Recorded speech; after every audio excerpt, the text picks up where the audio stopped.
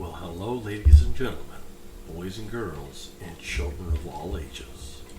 Welcome back to the F4L Headquarters podcast.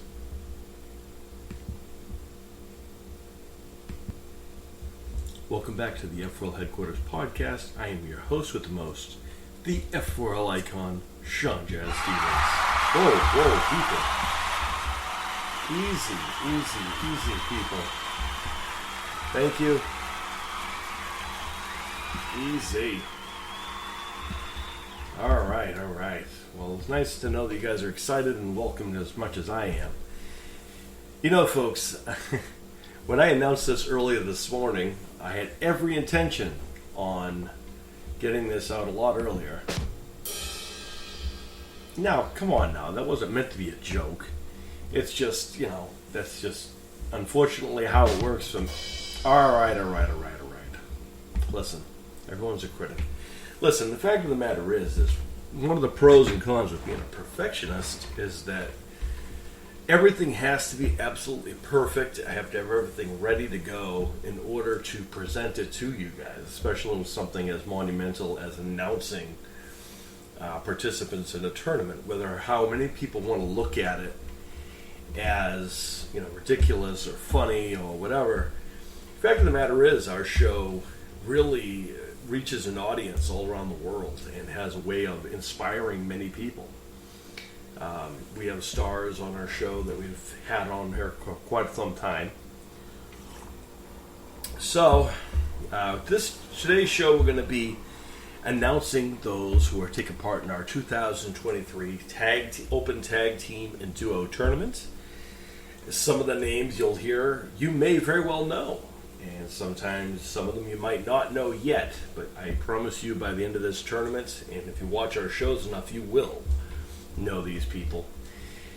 And we're going to talk a little bit more about some updates and some new blood, so to speak, who are joining the rosters coming up soon. A little bit of updates on if you are behind on icons of the F4L and all of the things that are going on in the YouTube wrestling show. The good thing is this podcast actually airs here live on the same channel in which you can watch these matches.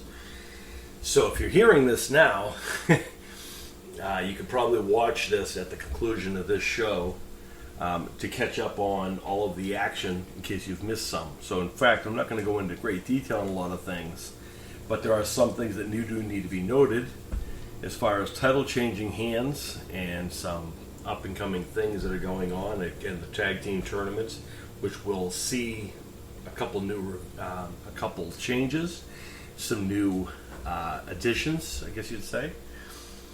But ultimately, that should be a lot of fun. And then also we're going to be talking about doing some film reviews. I'm going to be reviewing the first few episodes of Heels, which is the wrestling TV show on Starz currently, starring Stephen Amell and Alex and so many others. And we'll go over that later. So in the middle of things, let's get into things. Let's take it away. And as always, my trusted companions, the ants, take us away, guys.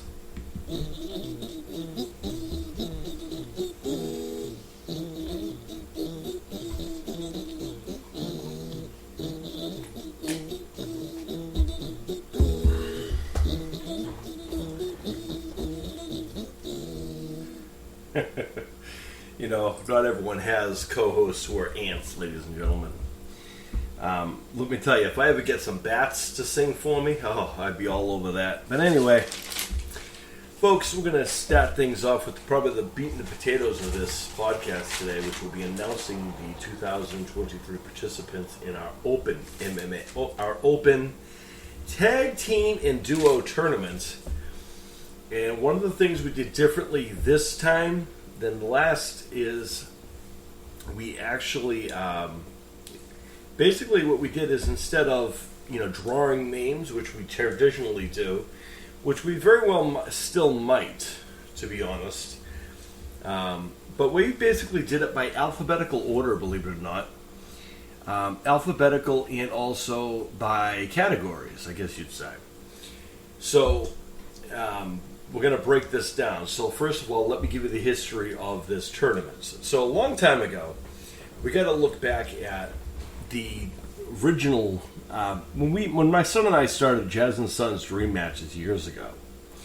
One of the early things we did by fan request is tournaments, tag team tournaments, superhero tournaments. One of the things, everyone, the reason our show started and the reason why it got so popular is because for the first time ever, people were able to, present something and actually show who would win in a fight between so-and-so and so-and-so. Before we started this on YouTube, there really wasn't a clear-cut way to find that out. A lot of times people play the games, will play, take these games sometimes and they'll play as such characters. But ultimately what that does is it affects the outcome because you basically want it to go the way you want it to go. But what my son and I decided to do is set everything to demo mode and let the system pick the winner.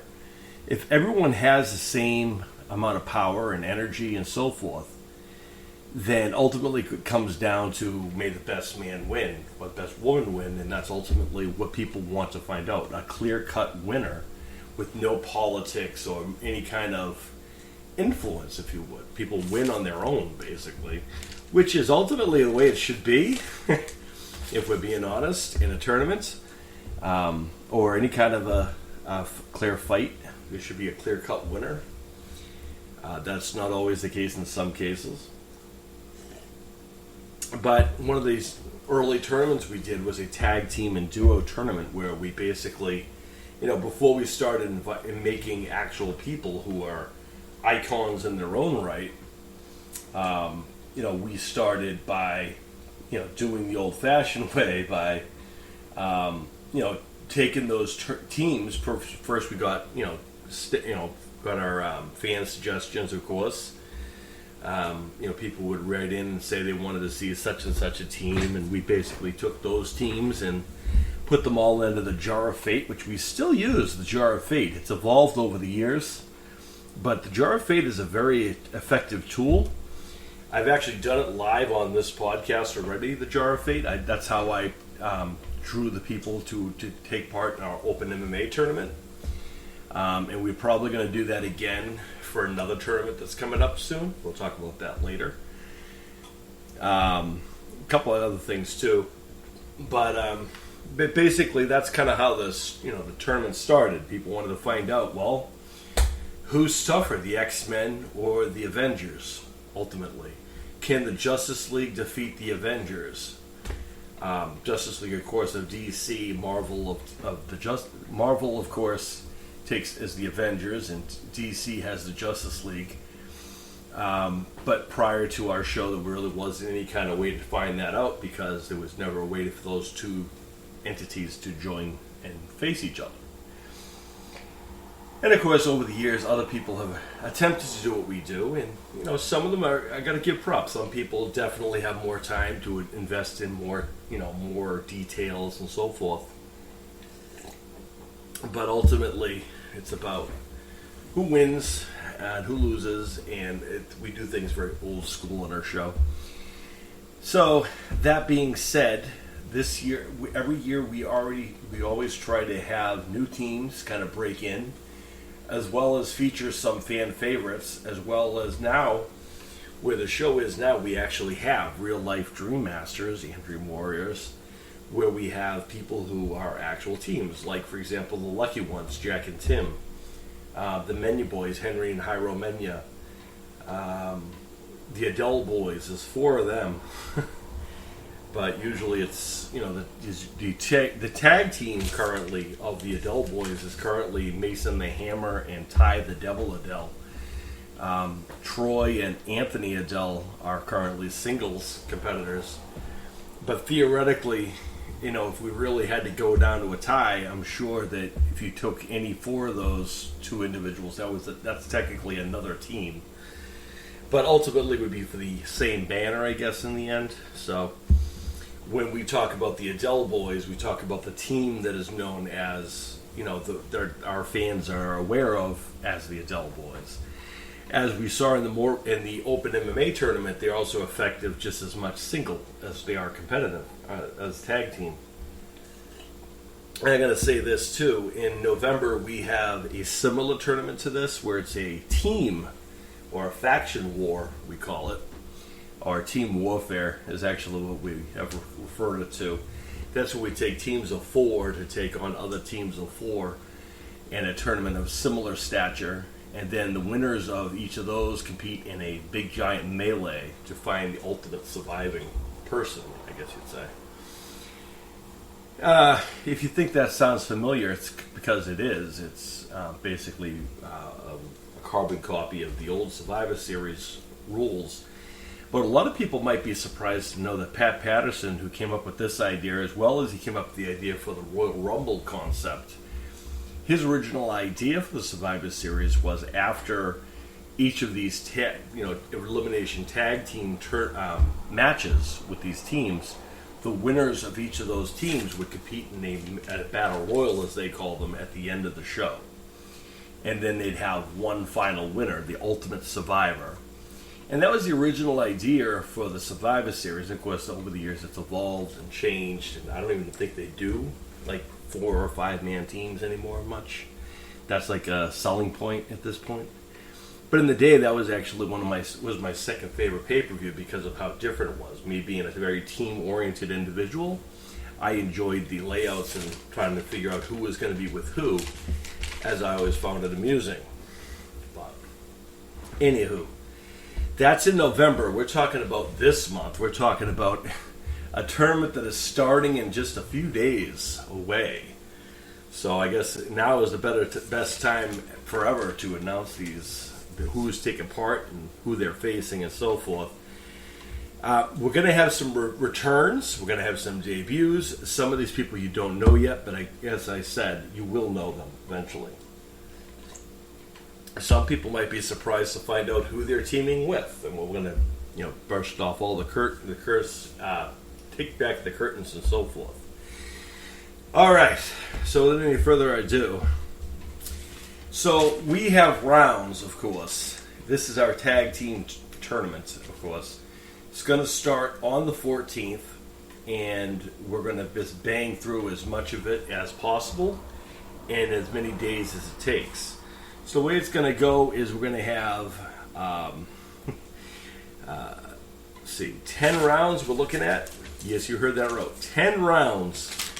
And then we're going to take the winners of each of those, and they're going to face each other. And then each of those, so each of those round competitors will face each other, and those ones will be drawn at the final, just before the line. Then I'll probably do another podcast and do that live, where I will, show you guys. I'll draw the names out of those final, people, the ones who have already advanced. It will be the final round for the final tournament. So here we go. So we have 10 rounds, and I'm going to tell you who the team is and who they're facing.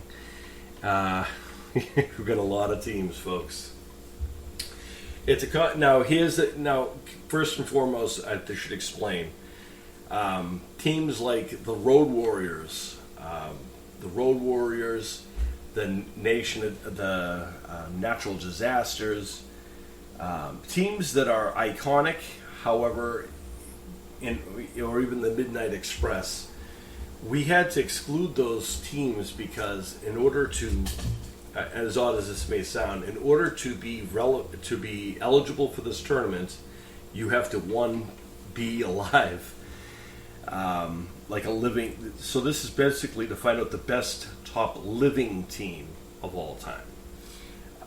Living in parentheses, considering we do have some people who are maybe not in this universe, but technically speaking, they're still very much relevant, and they're spoken about as if they are very much as alive and well as anybody else. So unfortunately, those teams have been excluded. So these are living teams, and there's a stipulation. So here we go. Without any further ado, round 1 in our open tag team tournament will consist of If you guys remember a while back, we had the Shine brothers, Frank and his brother Jeff Shine. They were the inventors of the Shine brothers, chrome polish. Well, Frank and his son Frankie Jr. are going to be returning to the show as the All-American Nightmares, as they return to our show as they take on the Alpha Academy in our first round. And yes, basically, folks, we went by alphabetical, as I said at the start of the show. Anyway, match number 2. Alpha Academy, by the way, Chad Gable, Olympic gold medal, former Olympian, and Otis.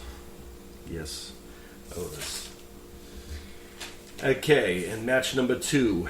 The APA, that would be John Bradshaw Layfield, and for Ron Simmons, taking on the Awesome Ones. Now, the Awesome Ones, of course, is a faction. That is my son's team. And again, this is kind of goes by alphabetical order, not necessarily, any kind of ranking system. It's alphabetical for the most part. So Sean Awesome, he, of course, is the captain of the Awesome Ones. Representing the Awesome Ones, the team is Giannis Antetokounmpo and Stan the Man Lee, taking on the APA, Ron Simmons and John Bradshaw Layfield. Number 3, Beavis and Butthead. Yes, Beavis and Butthead, MTV. Taking on the Usos, Jimmy and Jay Uso. And then we got the Brawling Brutes taking on the Brooks Brothers Incorporated. Brawling Brutes, of course, and they're in WWE. They're a British team. They love to fight. Pete Dunne and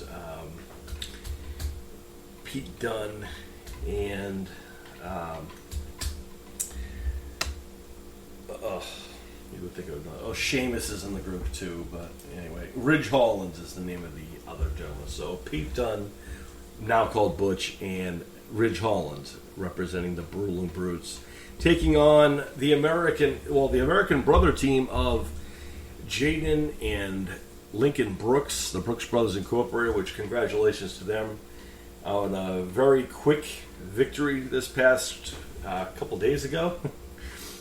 Jaden and Lincoln this will be Lincoln's second tournament, and this is Jaden's multiple. This is Jaden's. I lost count of how many tournaments he's been in, but this is Lincoln's second tournament. This is his first time competing in an open tag team tournament. So the Brooks Brothers Incorporated will be taking part against the Brawling Brutes, and that'll finish off round number 4. I'm sorry, round number 1. Round number 2. Brothers of Destruction, which is Kane and the Undertaker, taking on the Bullies, which is Big Dave Smith and Rampage Ronnie Angle. And of course, match number 2, the Chipmunks. Yes, granted, it is a faction, but we're going with the tag team, and of course, representing the tag team would be Simon and Theodore, since Alvin considered himself to be the leader. So that being said, Simon and Theodore, representing the Chipmunks, take on the Creed brothers. Yes, the Diamond Mines. Interesting. Anyway, number 3, DX, which is Shawn Michaels and Triple H, coming out of retirement for this one, to take on the Hagen Boys, Big Baby Jeebus and David Hagen Jr., the Monster Maniacs in general. And by the way, stick around for a little bit later. I'm going to be announcing some brand new arenas and another huge announcement later, so stick around till later for that. Hagen Boys taking part in their first tag team tournament with us. The Hecklers, which is Statler and Waldorf from the Muppets, taking on Hit Row. Sounds about right. And that'll finish off round number 2. Round number 3, the Hurt Business, which now consists of Montez Ford and Angelo Dawkins, taking on the Insane Clown Posse, Violent J and Shaggy Two Dope. Again, the stipulation teams or duos, folks. Anyway, number 2, Imperium, which is Ludwig okay, Marcel Vartel is what I know him as. I think they have another name for him. And, of course, Vinny Vici, who used to be Fabian Urchner. Of course, the leader is Gunther or Walter. But Imperium taking on Jack and Tim, the lucky ones. I don't know if they're so lucky on that one, but you know what? Multiple-time tag team champions, and they have competed in this tournament many times, and they've even won a couple of these. And, of course, big shout-out to them because they actually sponsored the theme song to this. When I announced this thing earlier, they actually did our theme song for this tournament. So thanks to them for that. They're a very talented father-son singing group out of the UK. And it will be interesting considering Marcel Bartel and Fabian Urchner are also from outside of the United States, so it should be interesting. Okay, team number 3, the third matchup will consist of the Judgment Day, which is Damian Priest and Dominic Mysterio, taking on Sami Zayn and Kevin Owens, also known as the Sami and KO show. And the final of round 3, the LWO, which will consist of Santos Escobar and Rey Mysterio Jr. to take on the Ministry. Yes, folks, the Ministry are back. That's, of course, his Father Evil and Cosplay Jesus. Anyone who's ever been to a convention the last 4 years or so are very familiar with these two. And on our show, they've been staples, and they've even been champions before. And they're making their return in our tournament. They've already made their return already, but they're looking to make a huge statement here, taking on the LWO. Okay, in round number 4, folks, the New Day, which is Kofi Kingston and Xavier Woods. Big E's not cleared yet. Taking on the NWO. Now, if you're wondering, okay, so the NWO is a huge faction, huge group. How do you figure out which two? And because, unfortunately, the early answer would have been Hall and Nash. Unfortunately, Scott Hall, unfortunately, is no longer with us. But there are several people who are part of that group who are able to compete. So in this case, we're looking at right now Hollywood Hulk Hogan and Kevin Nash, who are 2/3 of the originals of that group, taking on the New Day. And that's the kickoff round number 4. Match number 2 of round 4 is going to be a new team. Yes, folks, they're making their debut. Well, technically one of them you know very well. The other one you are not aware of yet. And we're very excited as we have a new person joining our roster. They got their work cut out for them, but they're going to be there. But anyway, the new team of the next generation UK MMA group.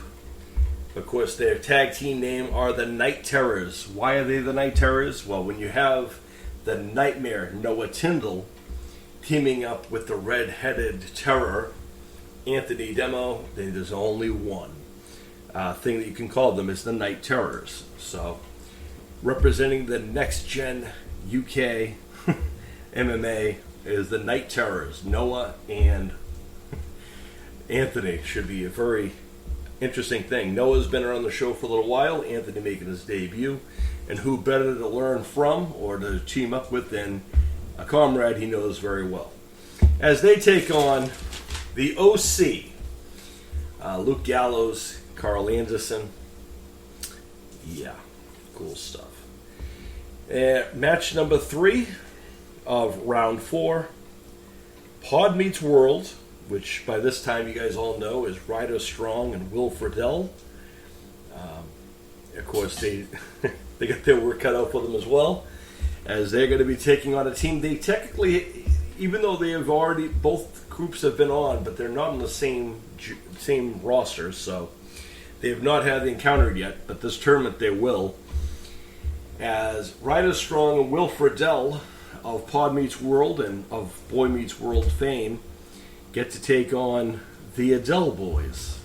Of course, as we already determined, usually it is Mason, the Hammer, and Ty, the Devil Adele, who represents the Adele boys for the tag team stuff. So,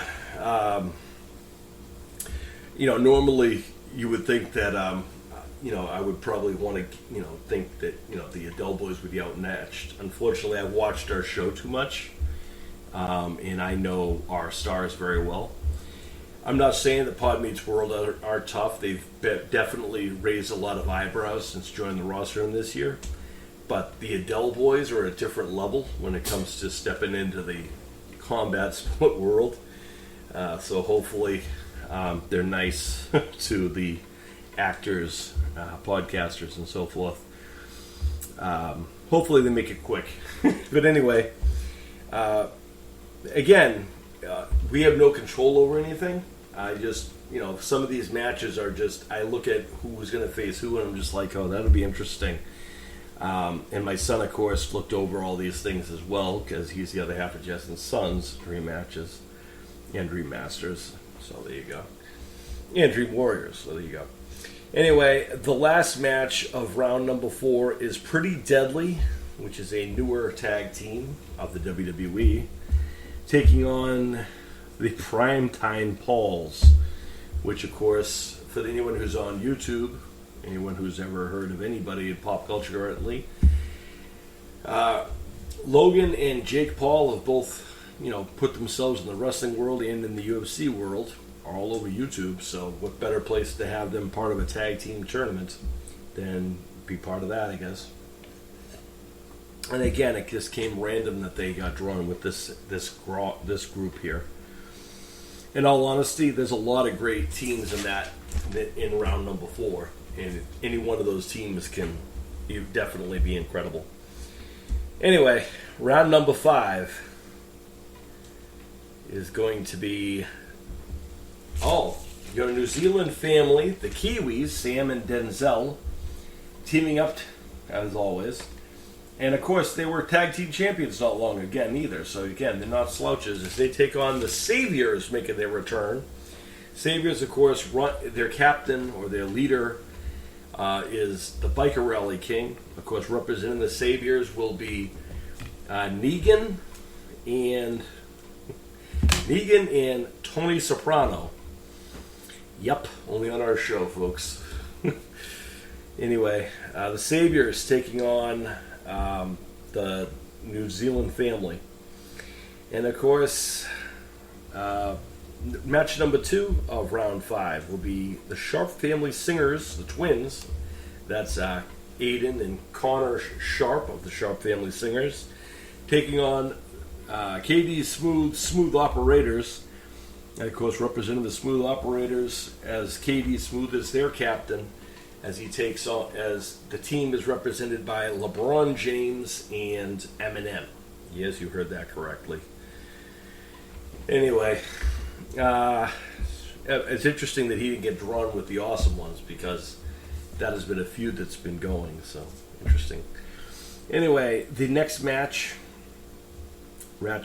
so round 5, match 3, the legendary Steiner brothers returning to in this tournament to take on one of the teams that are probably pound for pound one of the toughest teams on our roster, as they take on Hyro and Henry El Nero and Hyro the Pitbull Menya. The Menya boys are coming to represent, and they're in round number 5 taking on the Steiner brothers. It's brothers versus brothers. World-class athletes versus rising athletes, and that should be a very interesting contest. And of course, the last one for that, in the round 5, match 4, the Viking Juggalos. That's Chief Sleepy Bear and Triple D, representing the F4L, of course, as well, taking on the Blood Brothers, which is the Gamer Philip Awesome and Damian Payne of the Blood Brothers. So that's round 5. Round 6. Yes, folks, 10 rounds, folks. Round 6, match 1, the World's End. That is Bane and Doomsday taking on the Wyatt family, which is Bray Wyatt and Uncle Howdy. Interesting stuff. Also making their return after a little while away, the Brotherly Love podcast. That, of course, is going to be Joey and Matthew Lawrence of the Lawrence brothers. Anthony is currently still dealing with his injury. Andrew Lawrence is currently dealing with an injury, but the other two, his older brothers, will be in action competing in his honor. So Matthew and Joey Lawrence of the Brotherly Love podcast taking on Los Lotharios. Interesting. Mello and Trick, Carmelo Hayes and Trick Williams of NXT taking on Rated RKO, the reuniting team of Edge and Randy Orton. Should be interesting.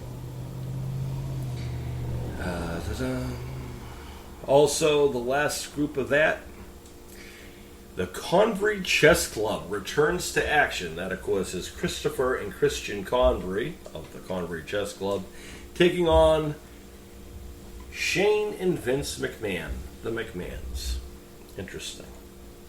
Round 7. Here we go, folks. Starting to get into the nitty-gritty here. Round 7. The Acclaimed, which is Anthony Bowens and Max Caster taking on Beer Money Incorporated. Of course, that is Bobby Roode, or Robert Roode, or Bobby Roode back in the day, and the Cowboy James Storm, Beer Money Incorporated. That is round 7. Match 1 is Acclaimed versus Beer Money Inc. Match 2, round 7, is the Best Friends. Of course, this will be represented by Orange Cassidy and Danhausen as they take on Breaking Bad, which is Walter White and Jesse Pinkman. Yup, they're back too. And of course, I mentioned them earlier, and they are still alive and kicking. And I'll be honest with you, all 4 of these individuals are in tremendous shape for the guys up there. These are 4 of the most legendary wrestlers of all time. These 2 of the best tag teams in professional wrestling history, different eras. And of course, one of them, and of course, they will also be in my top 10 list of the best tag teams of all time. My very favorite tag team of all time, Demolition, Axe and Smash, taking on Bubba Ray and Devon, the Dudley Boys. That should be interesting, and that is match number 3 of round 7. Demolition and the Dudley Boys. And the last one, match 4, round 7, will be the Dukes of Hazzard. That's right, folks. Bo and Luke Duke are returning to action as they take on the Dynamic Duo. Yes, folks, there's only one Dynamic Duo, Batman and Robin. That should be interesting, too. And random. Anyway, here we go for round number 8. Round 8, match 1. The Flock taking on the Horsemen. The Flock is going to be consisting of Raven and Stevie Richards.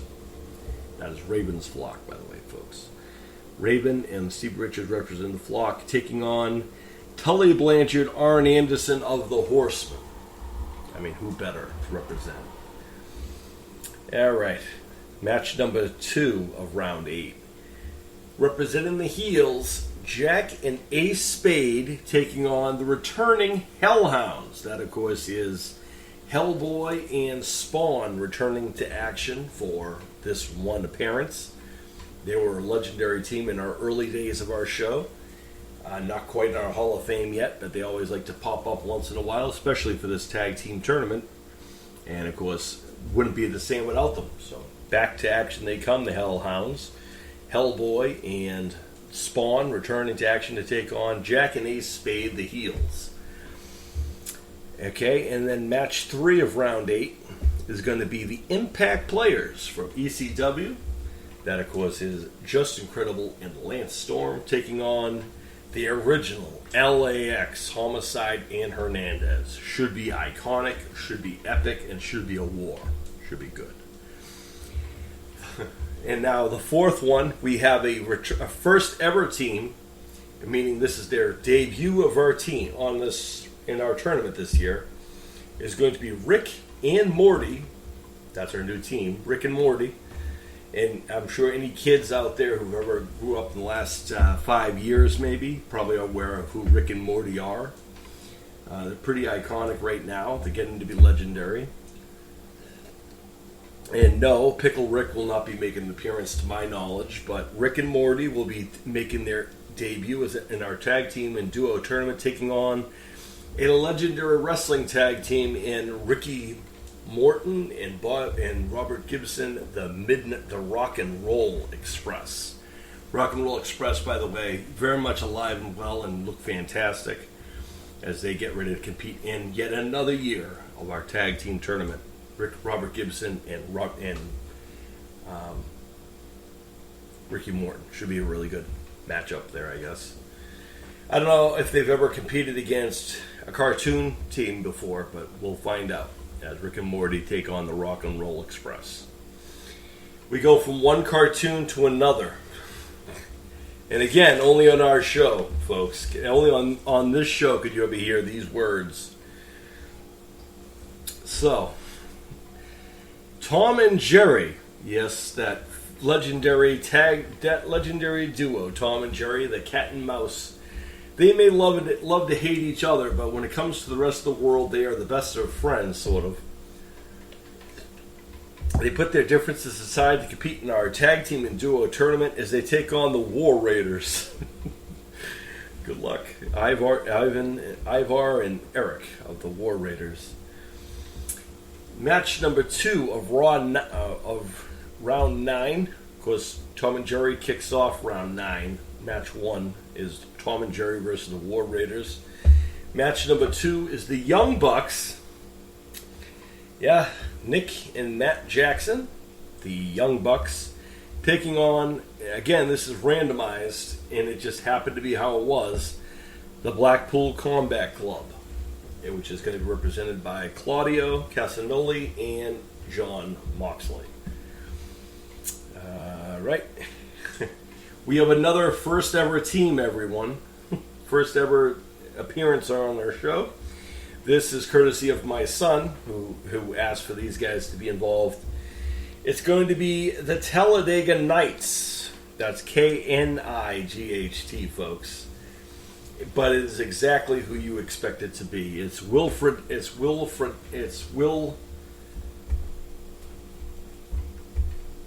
Ferrell and John C. Riley representing Talladega Knights in their first ever debut on our show. They're a race car pit crew as they take on another team that we've had on our tournaments before, the Godwins, Henry and Phineas Godwin, the Godwins. All right, wait for that. And this one may or may not have been done. This one is done. These are 2 teams we've had, but it just accidentally happened that they would have to face each other. It's going to be the Clowns, K-L-W-N-Z, taking on the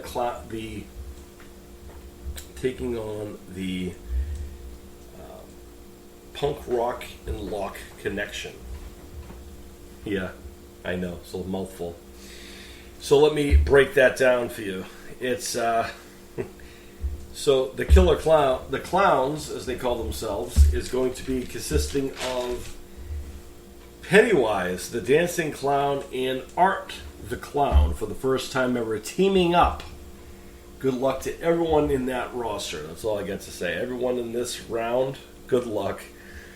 Pennywise and Art the Clown together as a team to take on, and this is the first time these two have teamed up. They've been on our show before. But if anybody is going to take on clowns, it's going to be the professional clown taker-outer himself. The Prodigy Jackson R. Scott teaming up with Elliot Fulham, the punk rock kid, to take as they become the Punk Rock and Lock and Key Connection. So Jackson R. Scott and Elliot Fulham teaming up together on that occasion in match number 4, taking on the Clowns in round 9. In the final round, round 10. Yep, folks, I feel like I've been doing this for a bit. 40 minutes, actually. So the final round is going to be a debut, and it's going to be epic. It's going to be the Goldwyn's Gym, which is going to consist of JoJo the bodybuilder teaming up with his very musically talented and gifted older brother Noah Goldwyn, as they are now going to team up to take on the world, apparently, as the Goldwyn's Gym, folks. Should be epic and should be interesting as they take on the Maximum Male Models. Yup. That's just how they got rough. So that's because we had them left over, folks, in case you were wondering. Harlem Heat getting back together again. That's, of course, Stevie Ray and Booker T, one of the most legendary tag teams of all time and Hall of Famers, not rightfully so. Teaming up again to take part in this tournament as they take on another debuting team as Ricardo Legends 2. Yes, folks. If you guys remember, last year it was Phil Ricardo Jr. who made his debut on our show as he teamed up as a mystery partner with JoJo the bodybuilder, who since then JoJo has formed his own group and has been doing very well for himself. Phil Ricardo Jr. is kind of doing his own thing and showing people how bodybuilding is working. So what happened was Phil Ricardo Jr. is going to be teaming up with an old friend of his, and indeed they are. So for the first time in a long time, Philip Ricardo Jr. teams up with an old friend, a comrade, someone that lost to him, and that being Rob Terry himself. Fellow bodybuilder from Britain, and of course people from TNA might remember Rob Terry as part of being from British Invasion. But make no doubt about it, he is a powerhouse of a human being. And him and Philip together could be very interesting as they take on Harlem Heat for the first time ever. And then, match number 3, round 10. Monsters, Inc. Yup. Again, teams and duos, folks. Mike and Sully of Monsters, Inc. teaming up against the Super Mario Brothers, making their annual appearance on our show. Of course, that's Mario and Luigi.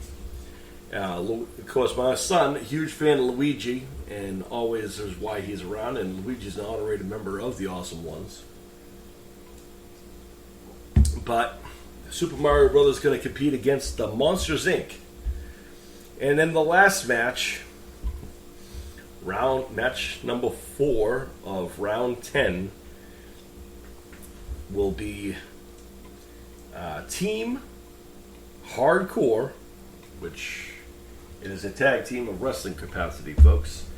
The legendary Cactus Jack teaming up with the legendary Terry Funk. Old friends and enemies, and 2 of the most biggest names in hardcore wrestling, to take on one of the most pure modern wrestling tag teams of modern time.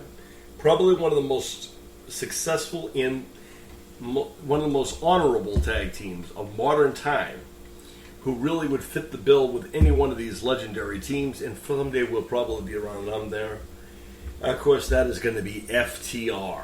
FTR taking on the Team Hardcore. And of course, this is a tag team tournament, folks. So remember how that works.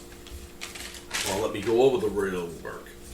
Each of these rounds will have, pretty much how every other tournament goes on. So 2 teams will go at it. The winner of those teams will go on to the next round. And then the 2 winning teams will compete until there is only 1 team left, ultimately. And that is how we will determine the winner of each round. And their team who wins each round will be then re-entered into a ultimate tournament, and that was where the finals will take place, and we will have our final wins and our final tournaments, final markings. So we will have one major tag team. What is the prize, you ask? Of course, they're going to have customary tag team titles that they will have. Win or lose, or whatever happens over the year, much like our winner of our 2023 Open MMA tournament, Hyro the Pitbull Menion knows, he won that one. He still holds that title around his waist because he won that in the tournament. Whatever team wins these tag teams, if they're not already an established team, then they're probably going to be offered to stay on. If they are already a team on our roster, then they're going to be holding the hardware, for so to speak, up until next year, where they will have to probably compete to defend it against whoever wins next year's tournament, epically. So there you have it, folks. That is our big thing here, 2023 Tag Team Tournament, Open Tag Team and Duo Tournament. Some great teams there. I've had a lot of interesting moments calling the action in a lot of these, and over the years, and it's pretty crazy. Gets kind of wild. So I'm going to have lots of water. Ultimately. All right. So that's our open tournament. Should be epic with a lot of teams. I'm not even going to count it, but we know there's 10 rounds. And then we'll have 10 winners of each of those rounds, and then they'll be facing off each other until there's only one team left standing. Epic, folks. That's all I can say. Starting on August 14th. So 2 days away, this thing starts. It kicks off with rounds 1s, 2s. We'll get as much as we can. So stay tuned to that, folks. Stay tuned. And also, I should mention that while the tournament is taking place, those titles that are featured will not be eligible to be defended right now at that time, and tag team stuff will not be featured on our upcoming episode, as that's really going to be all about the tag team stuff. We're going to have a lot of singles matches, however. So those should be pretty epic in general, and that will be taking place on another episode sooner probably than later. So, lots of action coming your way on Icons of the F4L. A lot of big names. We're very excited for some of these new teams. I'm interested to see how Philip Ricardo Jr. is going to react teaming up with legendary friend, one of his old buddies, Rob Terry. I can't wait to see how JoJo the Bodybuilder is going to work with his brother in the ring. History says JoJo the Bodybuilder is someone who is pretty much successful in pretty much any team that he's been part of. And the reason we can say that is because anyone who's teamed with JoJo the Bodybuilder has gone on to win titles. Early days, he's had other tag team partners. They've won titles pretty quick. Philip Ricardo Jr. made his debut in the tournament last year. A month later, they had a tag team title opportunity, and they won the United States tag team titles and didn't let them go until almost December, which is iconic. So I guess there is something about that. And JoJo the Bodybuilder is technically the first Grand Slam champion on our show. That's not to say that there aren't others who can probably step up and do just as much and all that. In fact, some of these other teams are pretty tough in general. And I would expect they're going to all step up, and they're going to put on a clinic. As every time our guys are on our show, they put on a clinics. So, there you go. Those are our 2023 Tag Team and Duo Tournament. I'm looking forward to it on the 14th. There'll be more excitement coming later. And congratulations to everyone and whatnot. And, yeah. So, cool. All right. I'm excited. So, Ants, let's take us to the next segment, shall we? Go ahead.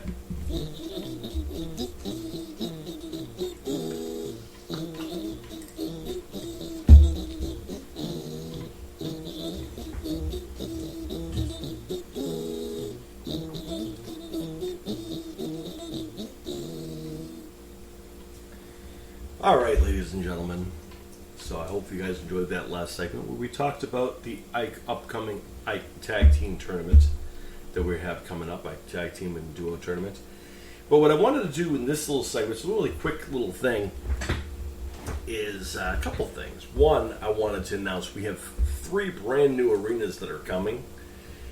We have, on this show, in fact, we're drinking it right now. So this morning, when I made the announcement that I'm going to be doing this show today, I was drinking coffee thanks to our friends over at Deadly Grounds Coffee, which we saw them over at Monster Mania over this past weekend, and they're always such a honestly, they're a lifesaver. Them and our other friends over at Brutalities, our other friends from Monster Mania. I can tell you this much: both of those vendors, I mean, there are some great vendors over there, don't get me wrong, but Brutalities and Deadly Grounds have really, for me personally, have really saved me on multiple occasions when I'm working there at Monster Mania. Sometimes I'll feel really tired all of a sudden. I put a lot of energy in everything I do, and starting early in the morning, and my energy level doesn't usually change. But there are, I'm human, so around maybe about 1-ish, 2-ish, I'm starting to burn out from my 5 o'clock, morning. But yet, whenever it comes time, whenever I see one of the guys from the guy from Brutalities, or the young lady from Brutalities, or my friends over at Deadly Grounds, they have little shot glasses of their coffee or tea, in retrospect. And I'll tell you, it's like Popeye the Sailor Man. I have a sip of that, and I'm back to normal again. I can go for another 5 hours after one little shot. So thank you to them for keeping me on my toes at Monster Mania. That being said, we have 2 very interesting arenas coming up. We have a Brutalities arena, which is dedicated to our friends at Brutalities, the tea vendor. It's going to be a first of its kind, and it kind of has a little similarity to the Deadly Grounds arena, only slightly different. I'll explain. So we have the Brutalities arena, which will feature, of course, the Brutalities logo, and will also have, yes, folks, this is exactly how it's going to sound. So, picture this, if you would. The Brutalities logo is almost everywhere. The Titantron, and of course on the ring apron, and in the ring itself. The ropes are in the color of the various tea bag blends that they have. So they have bags they use as red, a green, and black. So those would be the rope. That's the rope structure. And then you have the turnbuckles, which has the different tea blends. So, for example, one of my favorites is the Asasi. There's so many great flavors, actually. I'm actually drinking the Smoke of the Watermelon right now. That's what I'm drinking right now, Smoke on the Watermelon. And yes, it's just like a watermelon Jolly Rancher in tea form. And why am I drinking tea? Because it's 12 o'clock at night or in the morning, and too late for coffee. But, I did have Deadly Grounds this morning when I announced it anyway. Now we have Brutalities for tea to wind things down for the day. And it's Smoke on the Watermelon will be one of the turnbuckle pads, as well as Snake Cakes on the Plane, and Lost Boys will be probably another one on the turnbuckle pads. But what I'm really excited about is, first of all, coming to the ring, there is like a little wooden bridge. Picture like a Japanese style, like a pine bridge, if you would. But underneath the pine bridge, you can see that there is liquid on each side. But then also around the ring, will be tea. Yes, folks, hot tea. And we're going to have steam that comes from this tea that is around the ring. So basically, around the ring will be the pads will basically look like what it looks like if you were to boil tea. And then we're going to have steam that comes, or fog that comes up from the steam to sell it that is hot. So in essence, if someone gets thrown out of the ring, they're going to be thrown into tea. So needless to say, there's only one match that can be used in the Brutalities arena, and that's ultimately a melee. Which we do have something planned for that. So Brutalities arena is going to be epic. Also, it might be one of the most hardcore matches we have ever come up with, because it's going to hurt. Picture, if you would, being thrown into a hot cup of tea or a pool of tea. That's ultimately what we're basically going to be simulating, I guess you'd say, on our wrestling show. And then on the flip side of that, we got our friends at Deadly Grounds, which again, similar to Brutalities, we're going to have the Deadly Grounds logo on the Titantrons and on the the rails and so forth. And like the other, we're going to have the turnbuckle pads will have some of their signature flavors as turnbuckle pads, but also on the top of the screen you're going to have a lot of the setups for a lot of the various other things that they sell. So Brutalities will have that up on the top of the stage as well, where they'll have samplings and so forth with their contact stuff as well as the other. And Deadly Grounds is going to get the same thing as that. But now picture this, though. In the Deadly Grounds arena, instead of having hot tea around ringside, you're going to have hot coffee around ringside instead. Isn't that lovely? And by the way, in case you're wondering, well, didn't your son say you're not allowed to build things during midnight or whatever? And you would be correct. That is a rule, which is why I had to do those things during the day while he was, I was able to show him before he went to work and approved everything. So, yeah, Deadly Grounds and Brutalities Arena are going to be debuting really soon. We're looking forward to that. Now, that other thing I wanted to say is we have a third arena, but also is going to be another announcement for a show. Now, for those people who don't know, Monster Mania convention, which we're going to, after this, we're going to go into a Monster Mania review in our next segment. But Monster Mania is celebrating 20 years? I believe it's 20 years. Yeah, 20 years. Monster Mania is celebrating 20 years of being around and being the best horror convention on the East Coast. And some of our unofficial family reunion, I guess you'd say.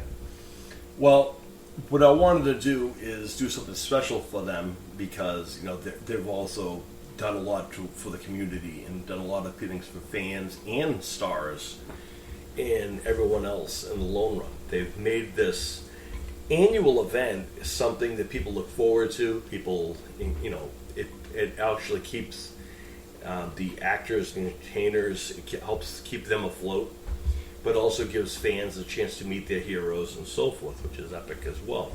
So, celebrating 20 years of Monster Mania. Now, as you guys know, we already have a Monster Mania arena, but we're going to have a special edition Monster Mania 20th Anniversary Arena, which will basically consist of the Monster Mania logos in 20 years and some snippets from the 20 years that they've been around, but also Brutalities and Deadly Grounds are going to be featured as well throughout the arena, as they are some of the vendors who will really make the show special. And vendors ultimately who have been great for everyone. Deadly Grounds are fantastic. and we're going to continue having them, and we're going to have him on the show soon, the guys from Deadly Grounds. And Brutalities have always been great as well. We, on this show, we've had the guys from Dead Sled on the show in the past. Ultimately, we met at Monster Mania, and I don't really know what's going on with that, per se. I have reached out to the guys at Dead Sled, but I have not heard anything from them as far as their involvement with Monster Mania, so I can't really, add them to that arena. But if they, are interested, I could definitely make them their own, which I definitely have no problem doing. Clearly, I can. But in general, those will be the two kind of vendors we're going to be looking at, along as well as a lot of the others. But there is another vendor who I am also very excited, who are getting their own arena. They may even be featured as well in the Monster Mania arena. That, of course, is the Trauma Arena. We're going to Tromaville, which is going to be the name of the arena and show, Tromaville, USA. And, of course, that was given the green light by Lloyd Kaufman himself. He, of course, is the brainiac and the mastermind behind Trauma Films. Fantastic human being, fantastic group of people. In all honesty, if you're an independent filmmaker, I think that he is one of those people who people should emulate to be. People have been very successful after working from him and learning from him. So Tromaville will be a new arena coming to you guys soon from us here on Icons of the F4L. We'll be seeing those soon. But the flip side of that is we're going to be doing 20th anniversary Monster Mania anniversary show, where we're going to be featuring guests, past, future, and present of Monster Mania. We're going to have a king. We're going to crown a king and a scrum. We're going to call it Monster Mania Scream King and a Monster Mania Scream Queen of Monster Mania. We're going to have a tournament, and should be epic, and along with some other great things there to crown those things in the Monster Mania arenas that we have coming up. So that's the cool announcement for that. So without any further ado, let's move to our next segment, speaking of which, while we're red hot. Go ahead, guys.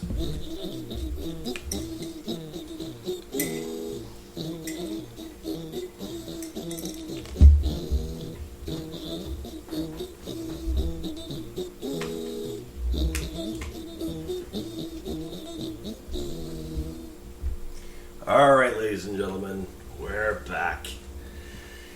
So, what the heck? All right. Anyway, I don't know what that was all about. But anyway, folks. All right. Now that we got your attention, I'm going to give you a quick review of the Monster Mania 55 event that we just happened last weekend, which is why you couldn't find me last weekend, because I was busy working Monster Mania last weekend. Again, great show. From my point of view, there was not a lot of issues except for people wanting to meet Kiefer Sutherland, who was a huge draw, which I think is pretty much something that anybody would have expected.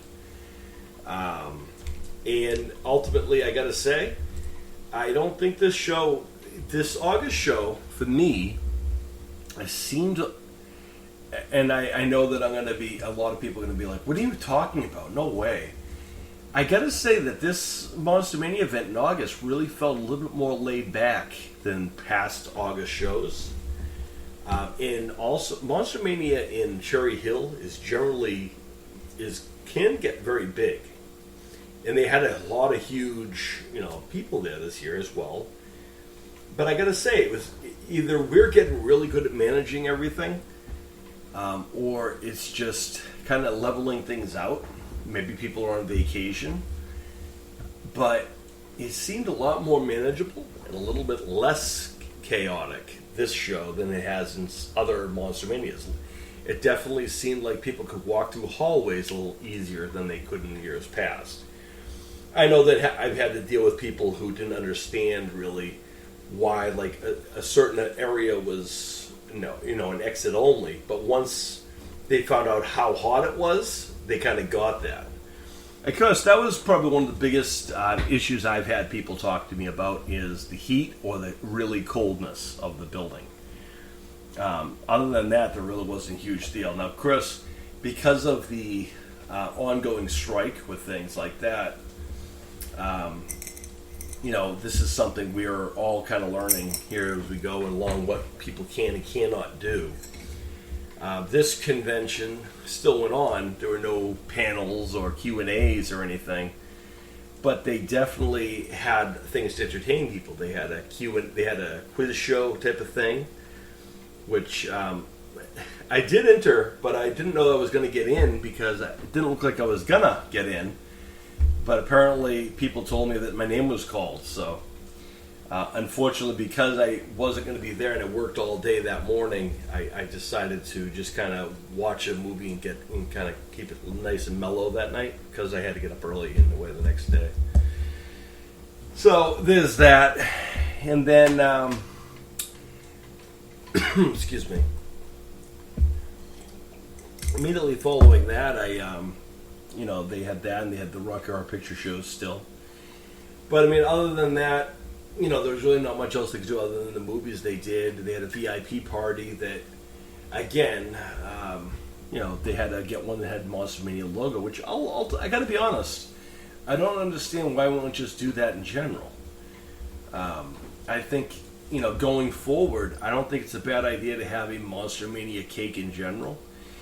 In years past, at this VIP party, they usually get these very elaborate cakes that are in the shape or the tribute to a movie or a film star or whatever else. But maybe going forward, we should make the show about Monster Mania itself. It's a Monster Mania VIP party, not the Friday the 13th movie party or the Walking Dead VIP party. It's the Monster Mania VIP party. I guess my whole thing about that is maybe don't worry about, tributing those types of things. Have a big elaborate cake to, focus on why everyone's there to begin with. Monster Mania. I think that's my only thing on that. As far as, how people dealt with the pandemic, or not the pandemic, how the people dealt with the, the strike and, actors, what they couldn't say. I honestly, on my end of things, I didn't see many issues per se. I had the luxury of working with near some of the big names. I got to work with Jackie Haley from the Bad News Bears or Nightmare on Elm Street, Watchmen, and so forth. By the way, awesome human being. I got to see my old buddy Tyler Main, of course, who Dave I think likes to bring in there to remind me how short I really am in real life. Tyler Main is one person who always makes me feel like I am only 6 feet tall, because I am only 6 feet tall. Tyler Main is one of those lovable giants, though. But he was there, and he didn't seem to have any issues. Jackie Haley didn't have any issues. I didn't really see a lot of people having issues as far as that goes. Now, I have to say this. It's kind of a spoiler slash, from my perspective, I guess you'd say. And from my perspective, this year we had Randy Quaid there for the first time at Monster Mania.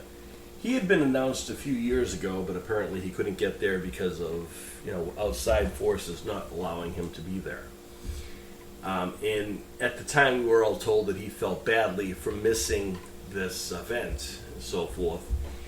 And so, Dave knows people wanted to meet, Randy Quaid, of course, from the Christmas Vacation movies or Independence Day. Randy Quaid's been around a lot of movies here and there, and I think he is someone who would spark the interest of someone who is into the pop culture scene. Especially anybody who's familiar with the Vacation movies, because I'm not so certain that the Vacation movies would be the same without Randy Quaid's cousin Eddie.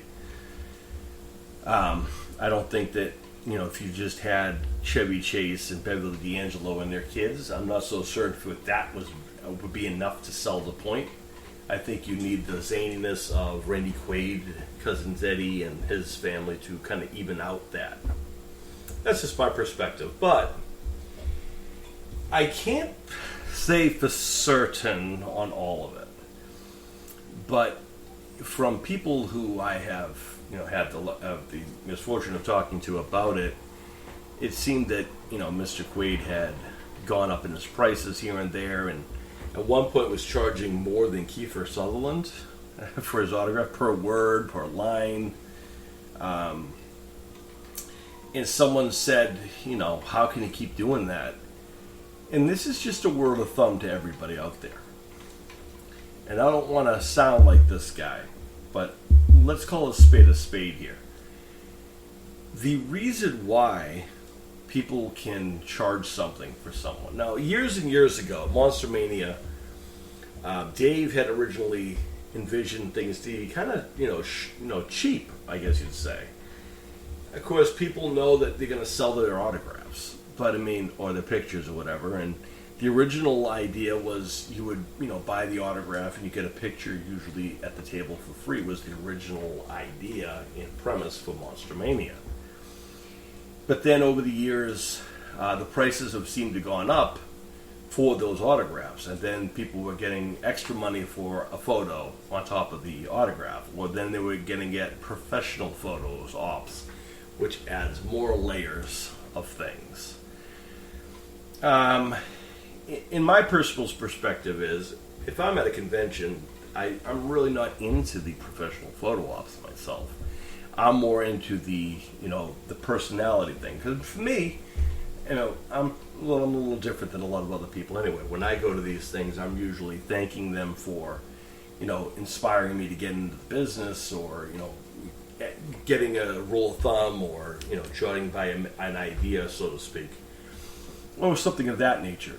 It's more of a professional courtesy versus ultimate fandom kind of an idea for me, because I don't really deal with that kind of stuff, if I'm being honest. I treat everyone the same, but I respect them for what they've done, their contributions to inspiring me to do whatever it was I do, which is why I'll usually talk to those people for those reasons.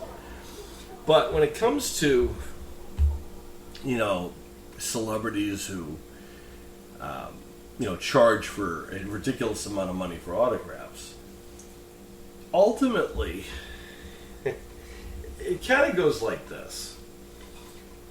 I'm from the pro wrestling world, and my trainer told me a long time ago, if you're walking down the street and somebody wants your autograph, a fan wants your autograph and take a picture, it should be your first instinct to take the picture and get the autograph, give the autograph and take the picture with the fan, because that fan at the end of the day is the reason why you have food on your table and why you have all of the things that you do.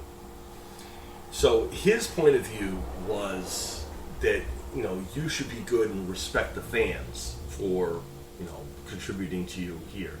Now, over the years, of course, these things have evolved. How many times?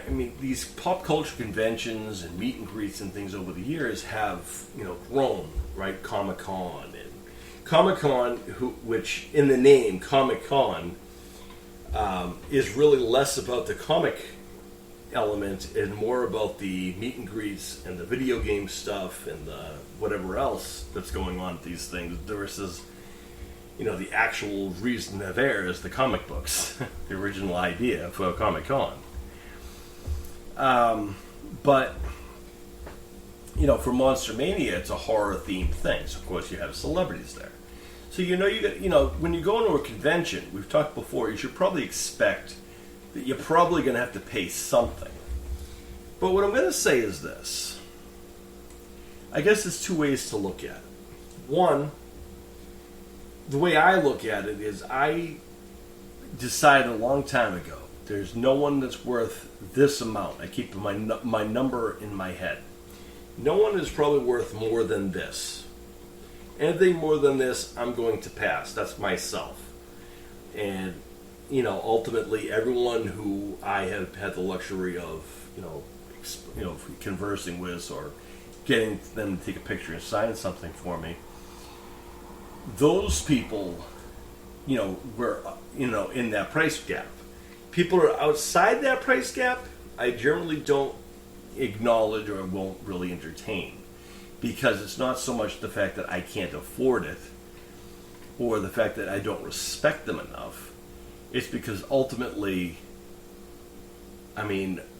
how much different should it be versus someone else, and how do you justify what you charge for someone?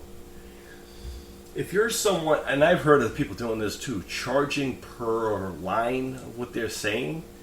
So instead of writing just your name, people will charge you for your first name, then they'll charge you an extra fee for your last name. If you want a quote, it's per line. That's a little ridiculous. Now you're taking advantage of people, your fans. I know this is going to sound controversial. I know a lot of people who probably make their living by doing this probably don't like that I say this. But ultimately, you got to remember that your fans, granted, I understand that people have done their duties in their world or whatever else, but if you are charging your fans like that and treating your fans like, all this money-wise, you're going to start to lose those fans. Because they know you're not about them, you're about the money. And ultimately what that's going to do is reduce the amount of people who's going to put food on your table. That's a word of caution to those who think that, just charge them whatever they want. But the flip side of that, to the fans out there, to the people out there who pay for people's signatures, I want you to think of this. I got to be careful what I say because I don't want to irritate a lot of people who do. Fact of the matter is, I signed autographs and pictures before in the past. I charged a steady fee, and if they got the autograph, they got a picture for free. That's always how it was. Now, outside of that realm, outside of that convention world, if I was to walk down the street and someone was to say, "Hey, Jazz, can I get a picture? Can I get an autograph?" Because of my training, because it was always taught, I am going to give them the autograph of the picture for free because they asked me, because they're a fan who asked me. What does that do? It shows the rapport, it shows that you respect the fans, that you're thankful to the fan for recognizing you as, this person you are. You're acknowledging the fact that you mean something to that fan when you're taking that time to talk to them and meet them, take the picture with them. Because ultimately, you don't know what their story is. We always feel like we're going to do something that's going to end up on eBay or whatever else. If you're really concerned about that, sign your name, make it out to the person directly, and then have something specifically for that fan. Because ultimately, when you do that, there is no more value to that autograph. Because it's not just your name; it's now dedicated. Because Lucy cannot go on eBay and sell Lucy's autograph, or Adam, or whatever the case may be. That's why, if you're really concerned about someone selling your name out there who didn't pay for it, then make it out to the fan directly. But I have never had this issue. I've signed at shows, and I've also signed autographs and taken pictures of people outside of shows for nothing. I keep my fees low, and the reason I do that is because, one, I'm realistic, and I know people don't have money like that. We're in an economy where people are barely working, and then we, who have been in the entertainment world, or we have done something that has sparked imagination and has inspired a fandom, quote, we want to exploit them by asking them for more of their money that they barely have to feed their families or to get to wherever they need to be. A lot of these shows take money, and they cost money to go to these shows, the hotels, stays, the food, and then you want to charge them a ridiculous amount of money on top of that for your signature, for your autograph. Anyway, I heard that it was getting astronomical, the charge, and I can't. Again, I'm someone who has to see it to believe it to myself. I'm someone that has to, because again, this goes back to something I've said before. You can't really judge someone based upon someone else, and you have to find out for yourself. But here's a rule of thumb, and something I've learned over the years, and this is a tip to everybody out there. If you see a sign on someone's table and it says one price, and all of a sudden they're wanting more for that, you do not have to say yes. You do not have to okay to it, and you don't have to pay that. You could just go on. You can say to the person, well, that's great. I respect you for this, but that's way too much. And if you can say, I'll give you X amount of dollars because that's what I think I can afford, and that's what I think you're worth. If they do not like that, and they think, nope, this is my way, this is how it's going to be, then simply walk away.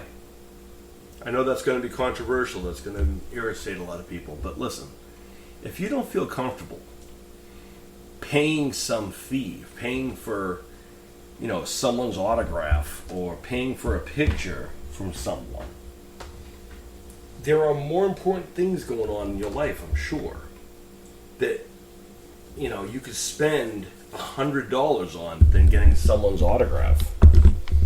What can you do with $100 right now? Do you know? $100. Think about what $100 can do for someone. If you take a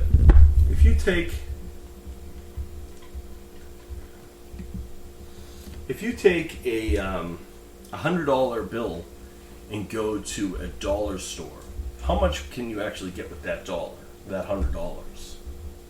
Yes, now it's $1.25. I know technicalities, people. But ultimately, the idea is, there's so many, how many bills can you pay with $100? How many movies can you buy at the dollar store, at the Five Below? How many things can you get? Do you know what I mean? Now, granted, $100, I'm not going to be unrealistic and say that $100 will take you to the movies. That's just not how that works anymore. But ultimately, you could technically go on a Tuesday when it's $5 ticket night in most places, $5 to $6 on Tuesdays. So then you can, take 4 people to the movies and get a big bag of popcorn and a drink and have everyone split it. And now you've made sense of that $100. But anyway, moral of that story is, no, you shouldn't feel entitled to pay whatever they think that they deserve. If they have a price that's on their table, that's their incentive, not the convention's incentive. That's not something we control. The convention does not tell people, hey, charge this, we're going to get a cut of that. That's not how that works, people. And if someone tells you otherwise, they lied to you. I'm telling you that directly. It's not us who makes the stars' prices. It's usually the agents or the stars themselves who come up with those prices. We cannot, and sometimes it's the agents, sometimes it's whoever the case may be. But in this case, it seemed like a lot of people were reporting that he himself was raising the prices because people kept on paying him the ridiculous prices. If people did not pay him the ridiculous prices, he would not have gone up. You see how that works, people? Don't be so willing to pay someone for something because you're just gonna... To me, that's the most disrespectful thing you can do, is someone is clearly a fan who's willing to pay you whatever you originally started off, but then you start wanting more money for them to write your first and last name or another quote. There's more money involved. That's kind of shady. That's kind of disrespectful to your fan base, and that's going to alienate your fan base. Because at the end of the day, if it wasn't for those people, the guy dressed up as Cousin Eddie at these conventions and all these other things and whatever else, those fans that respected you so much, who went to all those movies and supported you, Now you've put the taste in their mouth that you're nothing more than a money hauler. Sorry for the language. That you're not relevant enough. That you're just a moneymaker. And yeah, they got a picture with them as Uncle Eddie with you, who looks at them with disgust. I've seen pictures that were taken from the show. I can't say that I would be happy with these. And just a word to the wise, don't feel like you guys are entitled to pay a ridiculous amount of money for these meet and greets. And that's what I'm going to say about that. Let me tell you about something else I've learned over the years. 1, trust my instincts. 2, as much as I trust my instincts, also don't be overconfident, which is kind of what happened to me on Sunday. So Sunday I was supposed to head home, and I wasn't on the schedule, so I could have just left early in the morning. My train was at 5 p.m. on Sunday to head home. And me being me, I had everything packed up and ready to go, and I left the hotel, which is technically not far away, via train or bus, was only, right over the bridge. And, Uber and Lyft was not working for some reason, and also they were ridiculous anyway. $50 to go over a bridge was a little ridiculous, versus taking $3.25 to take the train. That I'll pay that any day of the week. Now, where I messed up is I should have taken the train back from where I came from. So I took the train down for the first time, and then I found out there was a train that goes right into where I needed to be. And then, oddly enough, I found out that it was in walking distance to the hotel. So it was a win-win.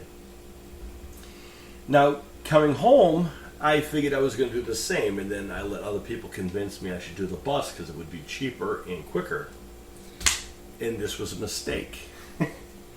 It was a Sunday, and much like anywhere else, anyone who lives on public transportation or does public transportation knows that Sundays is pretty much one of the not so great times to travel. Yeah, so needless to say, it was not a fun time. So I left the hotel at 2 o'clock. And, well, guys,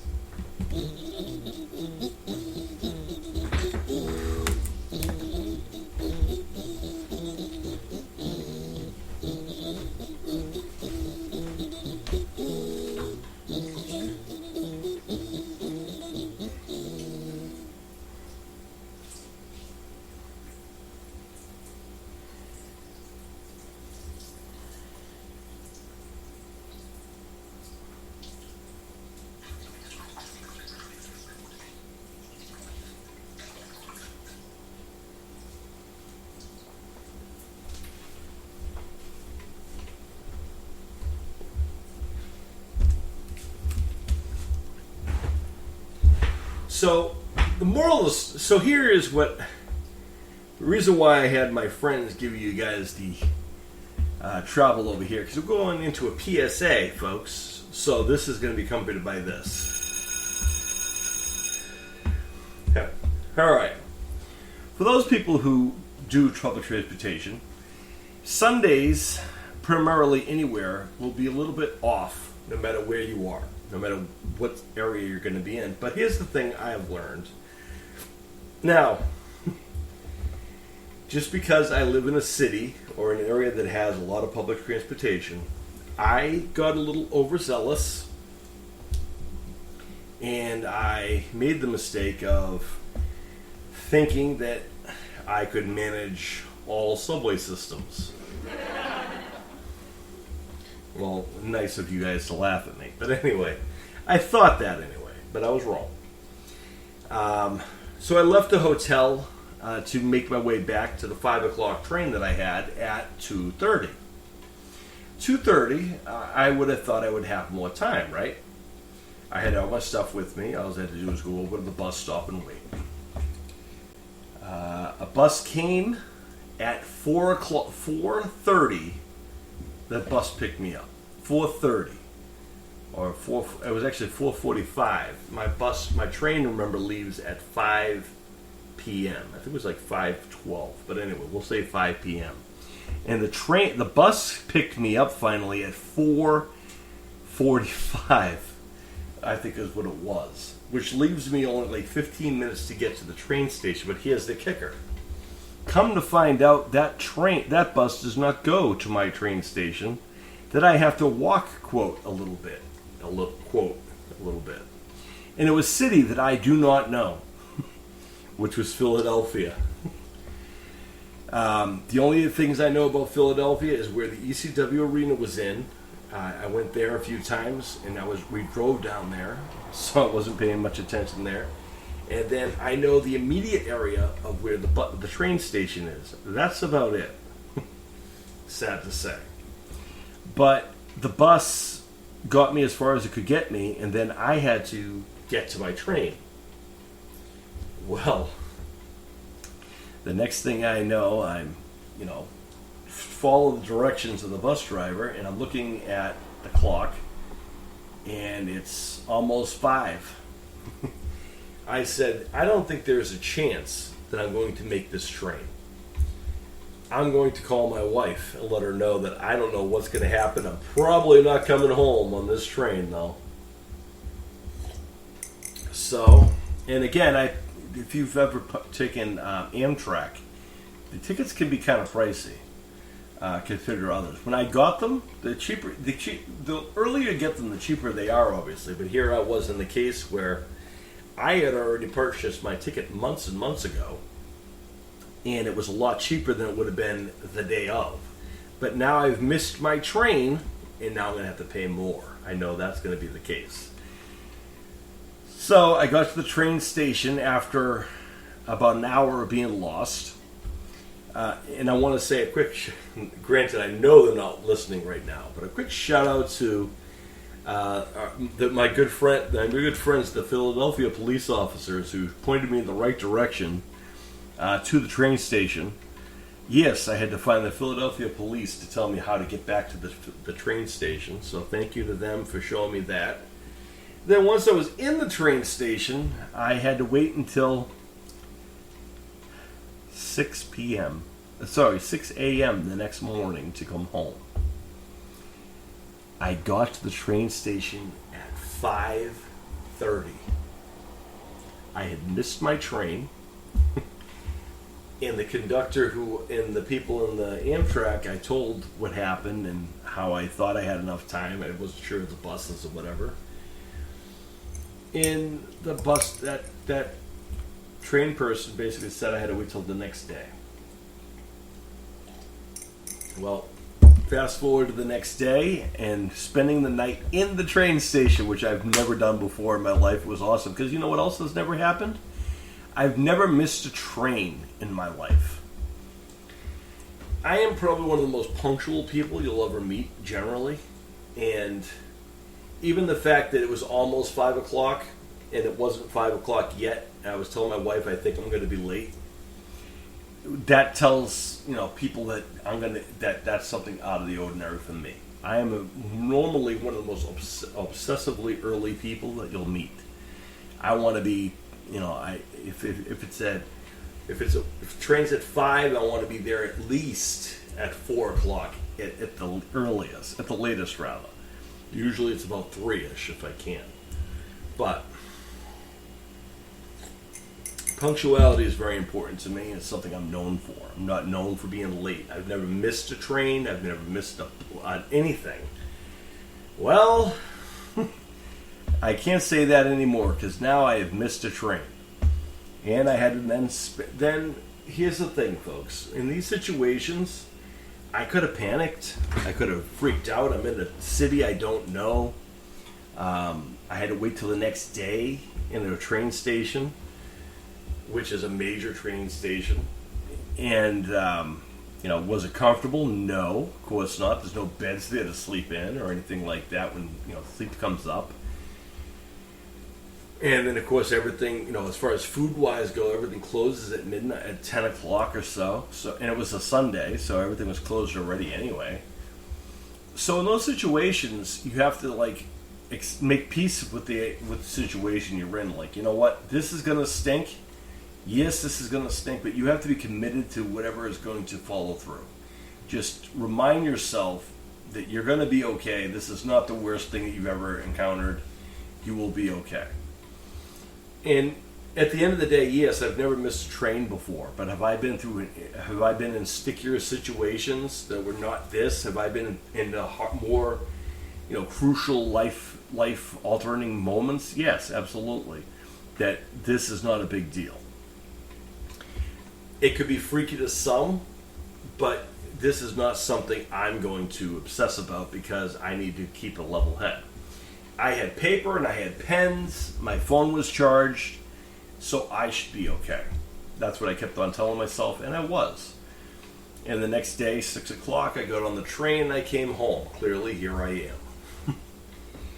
But that's a little PSA I think people should be aware of. Whenever you're traveling to any of these things, or whenever you think you're going to, whatever else, it's good to know your limitations, but also be ready to expect and accept the consequences of your actions. I've never missed a train before, but that's because I went on a different path. I said, originally I was going to take the train that I know how to get back and forth from. If I had done that, I probably would have been okay. But I didn't do that, and that's on me. You understand, people? I missed the train because I trusted one thing, and I wanted to do one thing. It didn't work that way. Expect the unexpected. And then I had to spend the night in the train station. What do you do there? Well, take one thing at a time and whatever else. I always find honesty is the best policy. And I told the conductors and everyone there what was going on. The people in the train station knew who I was and what was going on. The security obviously knew who I was. They knew I was obviously not someone who was just there to stay at the train station, which, yes, there were people who were just doing that just to stay there, but clearly I am a traveler who is not from the area. And they were pretty respectful enough for that. So there's that. But just remember, whenever you're in those situations where you're in another area or whatever else, one, keep your level head. Keep yourself, keep yourself grounded. Remind yourself of your surroundings. What can I do? I'm walking around in the city I really don't know. What did I know how to do? I saw a police officer. Police officer is going to tell me where I need to go because most likely he's going to know where this area is.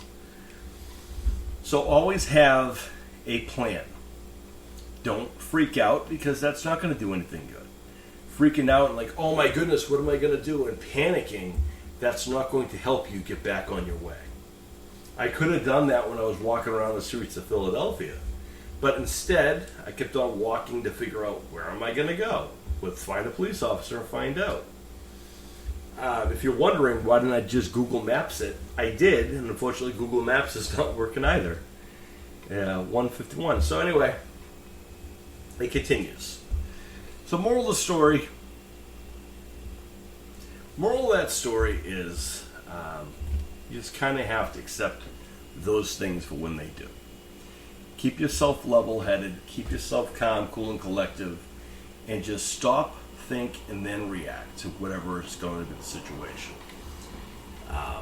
Obviously, I'm here today, and everything's fine and dandy. I'm okay. There were no incidences. I did sleep on the train up from there, which I knew was going to be the case, and whatnot else. But that's ultimately the moral of that story. Just don't freak out whenever you're in a situation where you might have missed a train or things didn't go exactly according to plan. Don't freak out. Keep your head level, and continue on. And then that way there you won't burn yourself up. All right, we're gonna travel again, and we know what's coming next.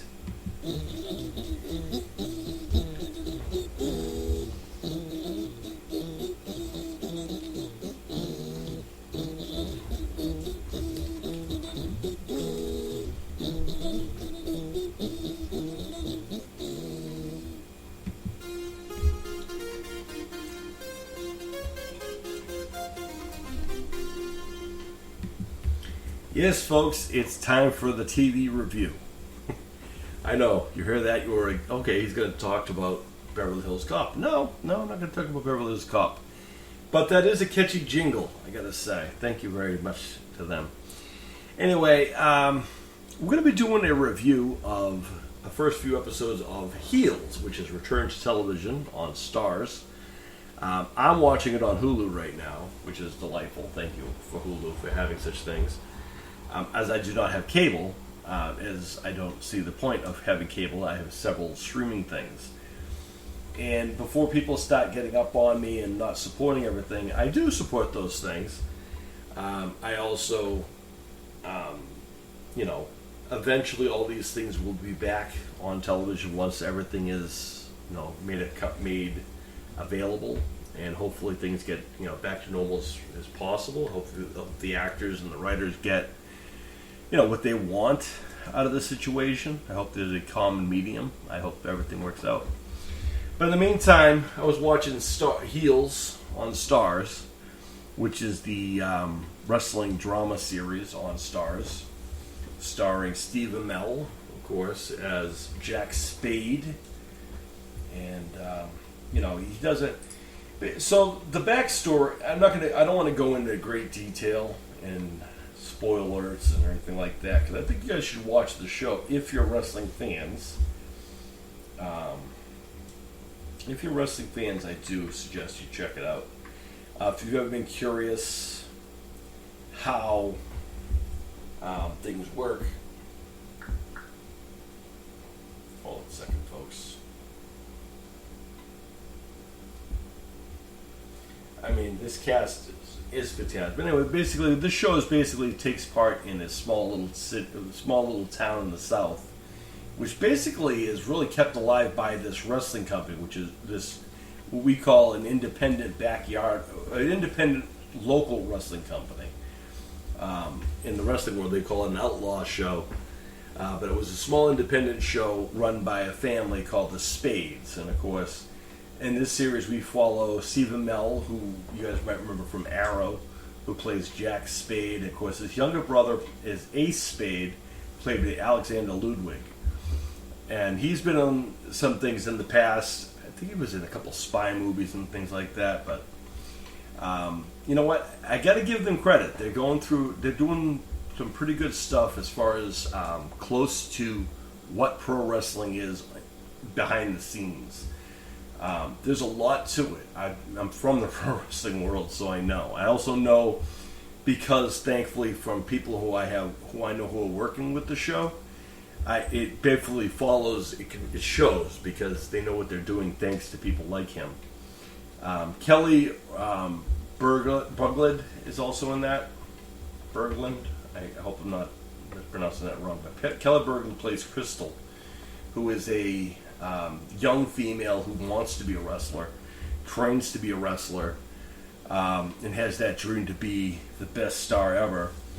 Allison Luff plays Stacy Spade, who is the wife of Jack, and of course she is the country woman mom who loves wrestling. She's a tough woman, but she also likes to sing, and she's got a lot going on there. She's a patriarch, so to speak. My good friend CM Punk, former tag team partner CM Punk and whatnot, he's also on the show, but he also helps out behind the scenes, which probably is why it makes so much sense and why it's so believable. Chris Burr is in there as Wild Bill Hancock, and Mary McCormick as Willie Day, and Trey Tucker as Bobby Pinn. Yes, that's a name, folks. Also, Roxton Garcia as young Thomas Spade. It just goes on and on and on, right, people? So, basically, this show has, the feeling of, for me, when I'm watching it, it's like watching, really, it's like watching an old home video of someone brought in a bunch of, it's from one of our wrestling shows that we used to have back in the day. Just the camaraderie, the brotherhood, the talking. There's some things that are not always, as accurate with independent wrestling as they are maybe in real, bigger wrestling establishments. Like, for example, in independent wrestling, and actually most of the time, there is no such thing as a script. The only people who use that type of terminology are usually like WWE, where they have, quote, scripted lines. That's a big major wrestling company, though. It's on television and so forth, so that makes sense that they would have, that. But this show, which is perceived to be a small little independent show, really wouldn't have that as an independent thing. But where this wrestling show, really, this company really brings the town together. I mean, it's sponsored by the minister and the pastor in the town, which, by the way, I gotta say, one of the biggest. That's kind of surprising to me, because for the most part, my experience is that the reverends and things like that are not huge into pro wrestling. But in this one, this duo of this preacher and his wife really are so into this wrestling thing. They're the ones who pump the money into this company to keep them to do the shows and stuff. So it's pretty impressive. There's a lot of dark elements that go along with this as well. There's talk about, how much pressure this puts on a family. Like, the Spade's dad, who was the one who started this. They called him King Spade.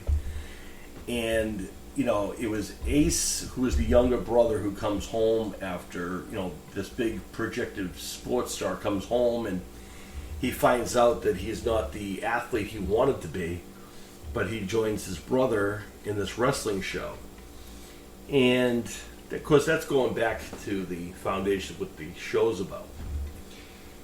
And then we get into, in this season so far, it has basically taken us back in time to remind us who these characters are, why they are how they are, why Jack is so protective of Ace, which is his younger brother, and why it's important to have them together as a cohesive unit to run this company together.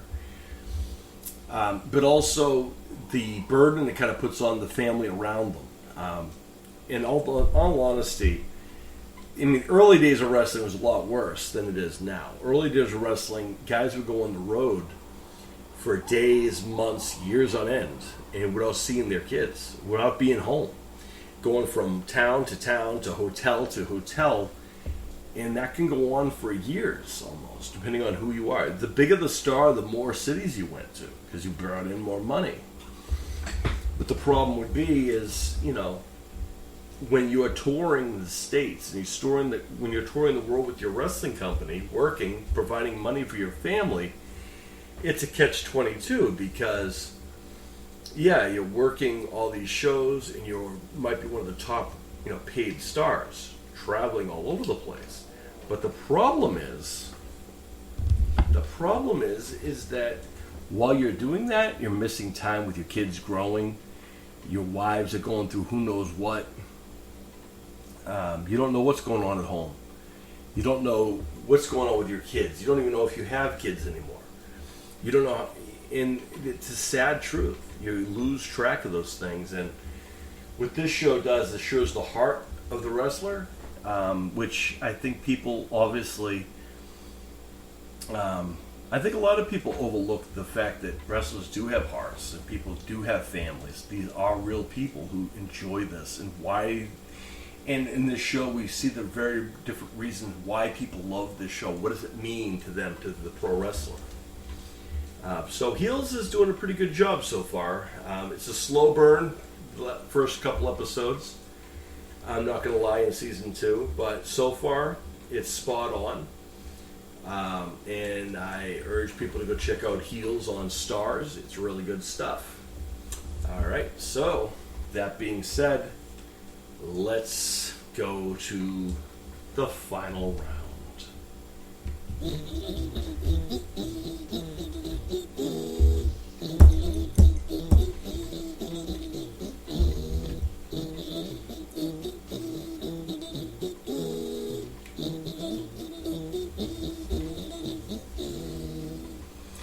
Folks, I want to apologize at this conclusion here, because I really did want to have this earlier today, or earlier yesterday, I should say.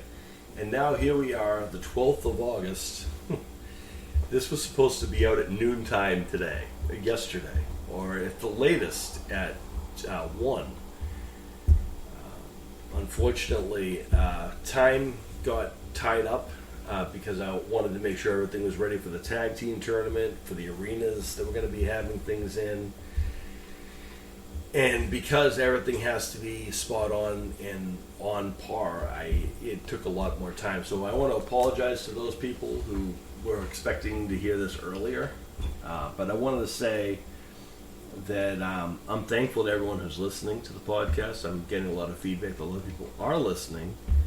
And I also want to say thank you to everyone who is part of our Icons of the F4L roster. The ones who have been on forever and the ones who are just starting their time with us. And I'm going to be reaching out again to a few more people, as I do believe we still have some spots available for a permanent spot on our roster. And one of them is already gone. We have one of those spots, and that person's debuting. Two of those people are debuting in the tournament, but going forward they'll be on there. And I do have some people who I'm hoping to add to the roster soon. There are people I've been talking about. We've not had them on yet and whatnot. And also, I wanted to say, one of the things I'm going to try to do before the end of the summer is have a watch-along so far with some of our stars on our show. On the podcast here, we're going to have some of the stars do a watch-along on this podcast from watching some of our matches to kind of get their live reactions. I think that would be fun. We've done those in the past. We've not had the video function before for the podcast. We've done it in the past, so this should be kind of epic and fun, I hope. I did talk to some people who are already on board, so I'm just trying to find out on a time and whatnot. We'll get that going, and some other people as well.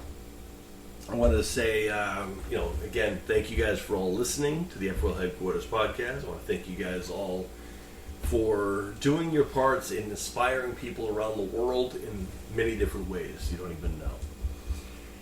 And I want to say to everyone around the world, no matter what your goal is, no matter what your dream is, everyone can say you can't, but at the end of the day, it's you who can say you will. And if you say you will, then you will.